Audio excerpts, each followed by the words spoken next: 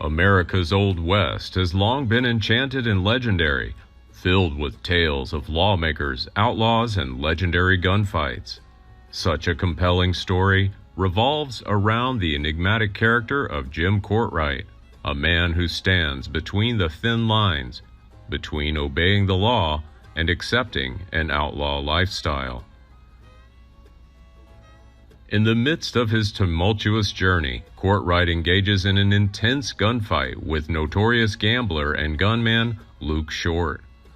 In this video, we dive into the mysterious life of Jim Courtright, the fateful encounter between him and legendary gunman Luke Short, a dramatic clash that left an indelible mark on the annals of the American West.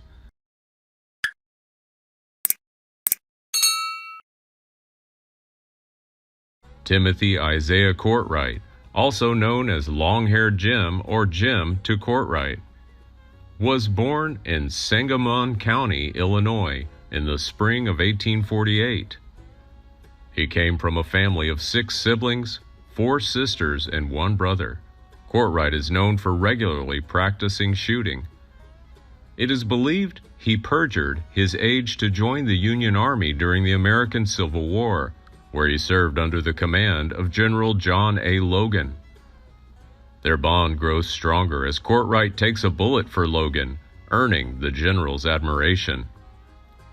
After arriving in Fort Worth, Courtright took on various roles including warden, city police chief, deputy sheriff, and deputy U.S. sheriff, as well as engaging in activities such as contract murder, private detective, and racketeer. During his journey, Courtright was known for his exceptional gun skills. He was married to Sarah Weeks and even taught her how to shoot a gun. Together, they hold shooting exhibits that require an entrance fee. Furthermore, they became part of Buffalo Bill's Wild West show, showcasing their talents. In 1876, Courtright and his wife arrived in Fort Worth. He ran as the first elected governor of the city against 4 other men and won 3 votes.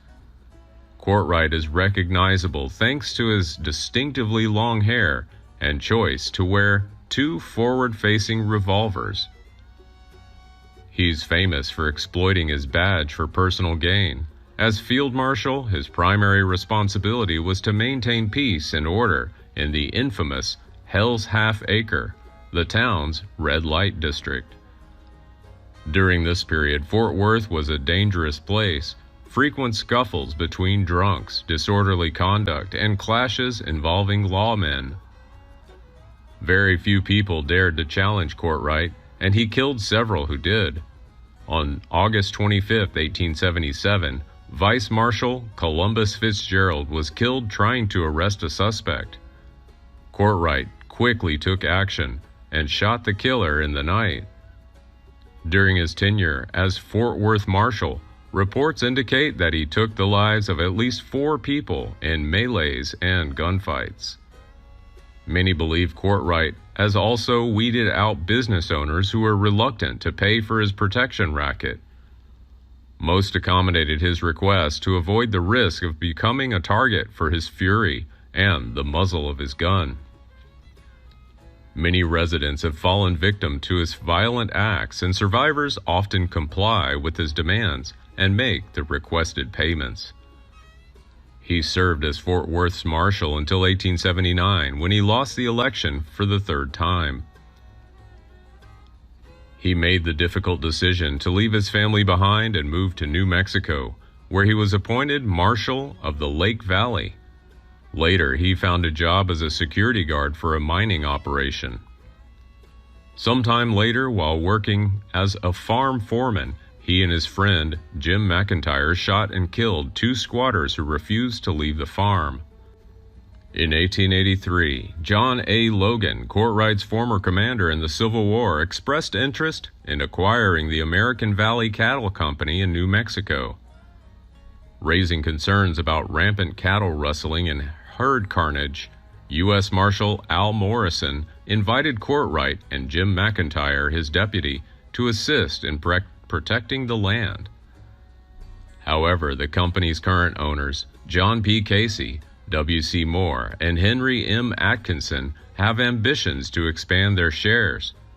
They seek to acquire an additional 3,400 acres of land, including water rights, which would allow them to control an additional 3 million acres of prime grazing land.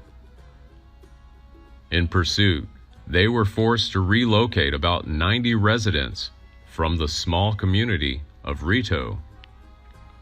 In 1884, Courtright found himself in a secure position in Fort Worth, where he made another attempt to establish a detective agency.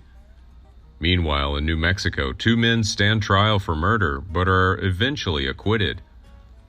Law enforcement agencies persevered in their efforts to bring Courtright to justice. A notable individual in Fort Worth during this time was Luke Short, a gunman, gambler, and bar owner. Initially, Short came to Fort Worth from Dodge City, Kansas, where his gambling hobby took shape. During his time at Dodge City, Short befriended a number of Old West celebrities, including Bat Masterson, Jim Masterson, and Wyatt Earp, who also became friends of Courtright. Managing the White Elephant, a pub and gambling establishment in Fort Worth, Short caught Courtright's attention. Since Courtright was running a guard racket at the time, he sought to extort money from Short, realizing Short's formidable reputation. Notably, Short gained recognition as a major shooter thanks to a notable 1881 gunfight that knocked out Charlie Storms at the Oriental Saloon in Tombstone, Arizona.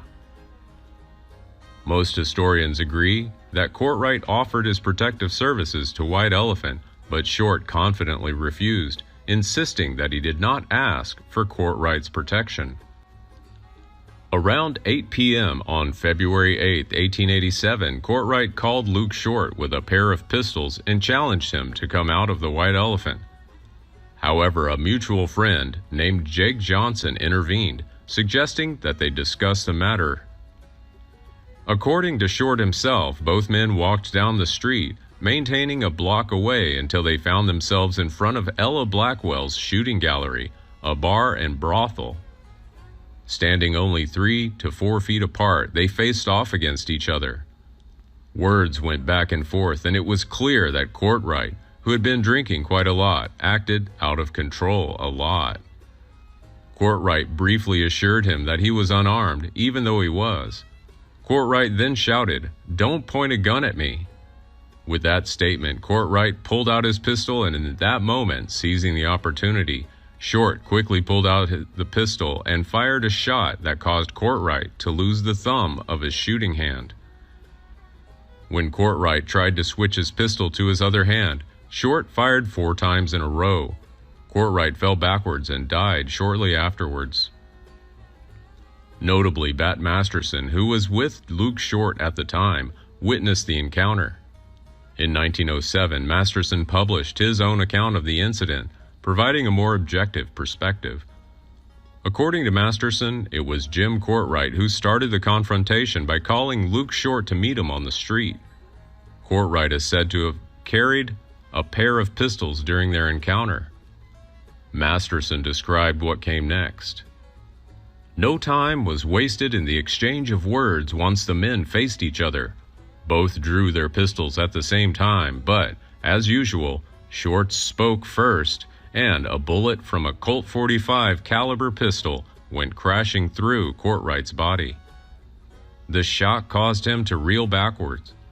Then he got another and still another, and by the time his lifeless form had reached the floor, Luke had succeeded in shooting him 5 times. Courtright was hit 3 times, 1 shot in the thumb, once on the right shoulder, and once on the heart. The gunfight investigation determined that Courtright was the first to draw his pistol, but it was Short who won in the end. Courtright's inability to fire the shot could be due to a variety of factors. One possibility is that his pistol was caught on the watch strap for a second when he pulled it out. Additionally, it was observed that one of Short's bullets hit Courtright's pistol, breaking it and resulting in Courtright losing his thumb. One other thing was that Courtright's .45 Colt in his right hand was jammed because a bullet prevented the chamber from moving. Short was tried for the shooting, but it was deemed a legitimate act of self-defense and the charges were dismissed. The gunfight became famous due to the reputations of both men. Courtright's funeral was attended by hundreds of Fort Worth residents. He was eventually buried in Fort Worth's Oakwood Cemetery. Please like and share if you find the video content interesting and useful. Don't forget to subscribe to the channel and comment below so as not to miss the upcoming interesting videos. Thanks for watching.